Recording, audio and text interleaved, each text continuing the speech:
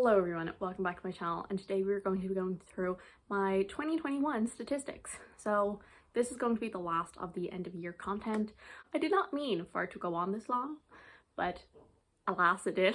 So we are going to be going through my Goodreads one and also my spreadsheet one. I used both Callpile and Ali from Hardback Hoarders spreadsheets, and so most of it is kind of going to come from both of them. So first let's go through the Goodreads ones, and I'm going to actually compare 2020 to 2021. In 2021 I read 45,382 pages across 108 books, and that is compared to 2020's 48,094. I said it wrong originally. Across 119 books. So I read a small bit less, but I'm really happy with how much I read because 2020 was the first year I actually ever read over 100 books, and so that was without having to go to college or anything like that. And so this year, I mean, for the start of the year I was still at home, but in the second half I did have to go back to college, and I kept up that reading momentum and I made time for it while not falling behind in anything, and so I'm proud of it. It isn't as good as the previous year, but I'm still really happy with how that worked out. And my shortest book of the year was The Rebel Prince by V.E. Schwab, which is the third Shades of Magic comic, and that is 112 pages. And my longest book of 2021 was Ship of Destiny by Robin Hobb, which came in at 903 pages. But if you compare that to my previous year, my shortest book of 2020 was 112 pages, and it was The Steel Prince by V.E. Schwab, the first Shades of Magic comic. And what was my longest book, you may ask? It was The Mad Ship by Robin Hobb, which came in at 906 pages. So yeah, the exact same series were my biggest and smallest in 2020 and 2021. I did not even notice that. And this year, my average book length was 420 pages, whereas in 2020, it was 404. So my average book length has gone up a bit, and I feel like this is right. Like, even though like I read some really chunky ones last year, and that was kind of, I think, the first of me really getting into those chunky ones, I definitely think that I read a lot more big books, a lot more adult fantasy, and you'll definitely see that within my stats.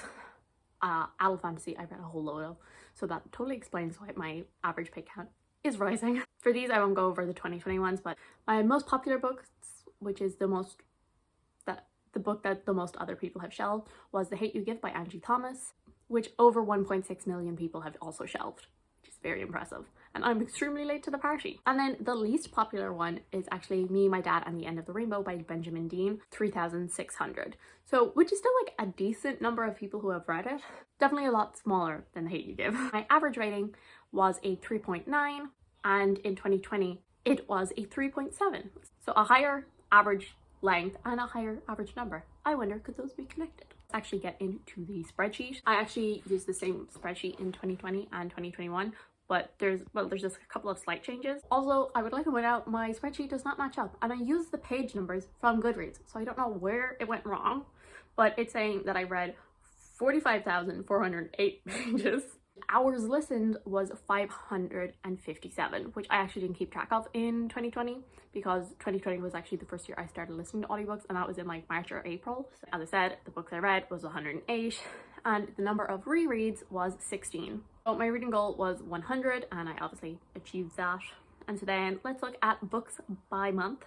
So I read 8 in January, 8 in February, 10 in March, 8 in April, 12 in May, 9 in June, 7 in July, 9 in August, 7 in September, 9 in October, 11 in November, and 10 in December. And we'll skip on over to Callpile to check my pages because my other spreadsheet doesn't track that, and I'm gonna have to look down at this. I'm not gonna be able to remember them. So 3,634 in January, 3,225 in February, 3,797 in March, 3,821 in April, 5,095 in May, 4,967 in June, 2,891 in July, 3,834 in August, 2,537 in September, which is a lot less than previous months, 3,574 in October, 4,167 in November, 4,258 pages in December. Again, May was my highest in book and in page. For my format, reading method, whatever you want to call it, 37 of the books I read physically, 29 of them were ebooks, 14 of them were audiobook only, and 26 of them were mixed of both. So it was usually a physical book and an audiobook. A lot of the time it was Robin Hood. And so then for the intended audience, 51 were adult, 15 were middle grade, 42 were YA. And so this was actually bigger until I did the YA Goodreads video. It was a lot more adult. This is one that I'm interested in comparing to the previous year. Yeah, huge difference in them. 82 books that I read in 2020 were YA, 11 were middle grade, 27 were adult. That is probably the most dramatic change that we're going to see here, whether it was own voices or not.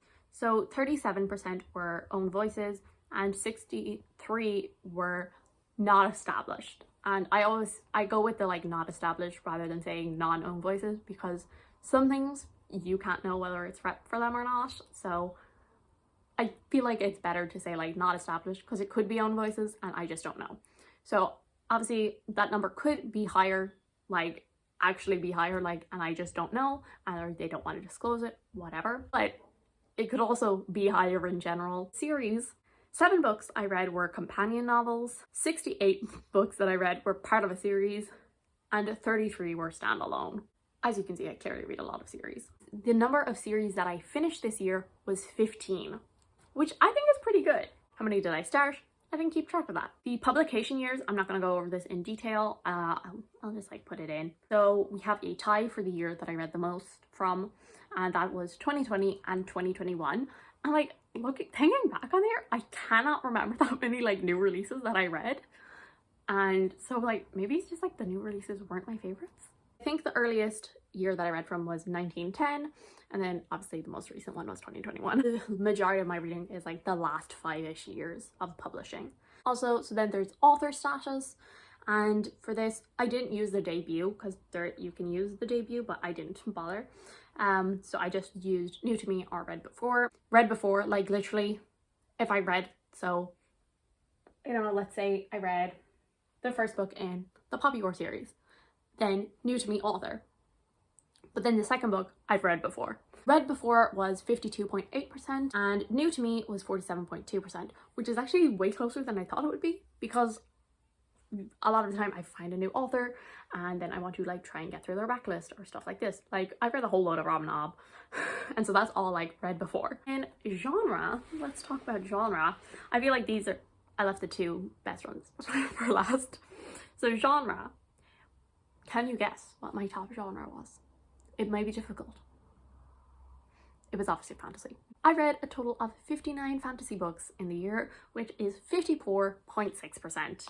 And then if you compare that to 2020, I read 60% fantasies actually. So I read slightly less fantasies, but let's be honest, it's really not that big a difference. Second highest in 2020 was contemporary, followed by sci-fi and then graphic novels. So as I mentioned, fantasy is number 1. Number 2 is still contemporary. That's actually a bigger chunk than last year, which I didn't think, I guess. Again, then graphic novel, which like I need to change this up, because graphic novel is a format, not a genre. Like, so like I read like a fantasy, I read a sci-fi. I think in future I'm probably just gonna keep track of them as their genre instead of as a medium. Yeah, and so then tied after that is romance and historical, and that, which each of those were only 5 each. So I clearly, like, one of my goals was like to read more outside my genre. Like, yeah, technically my fantasy slice was like a small bit smaller, but like if you actually look at it, I did not read more genres at all. That's actually like not my resolution this year. It's actually to read more fantasy, because that's what I like the most. The star ratings that I gave out. Obviously on Goodreads it was a 3.9, but if we want to get real specific, it was a 3.895, which it's a 3.9. 26 5 stars, which is 24.1%. 48 4 stars, which was 44.4%. So almost half of my rating was 4 stars, which is good. Like, because 4 star is a book that I liked. One book was a 3.5 star. 16 books or 14.8% were 3 stars. 7 books or 6.5% were 2 stars. I only had 2 1 stars.